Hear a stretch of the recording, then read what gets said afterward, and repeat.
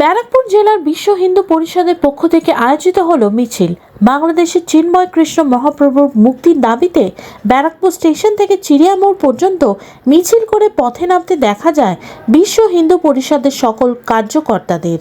এদিন চিন্ময় কৃষ্ণ মহাপ্রভুর মুক্তির দাবি জানিয়ে ব্যারাকপুর জেলা বিশ্ব হিন্দু পরিষদের সম্পাদক পিনাকি চ্যাটার্জি সংবাদ মাধ্যমকে জানান।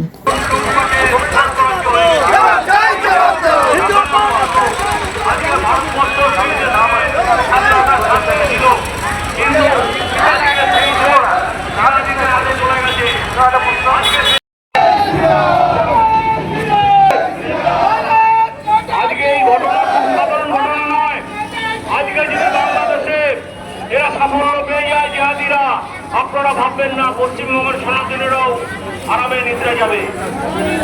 সুতরাং আজকে সময় থেকে সমস্ত পশ্চিমবঙ্গ, ভারতবর্ষ এবং সমস্ত পৃথিবীর সনাতনীরা এখন এবং একযোগে সাম্প্রতিককালে বাংলাদেশে যে ধরনের অত্যাচার ঘটেছে হিন্দুদের ওপরে, এ এক হিন্দু শূন্য করার খেলা।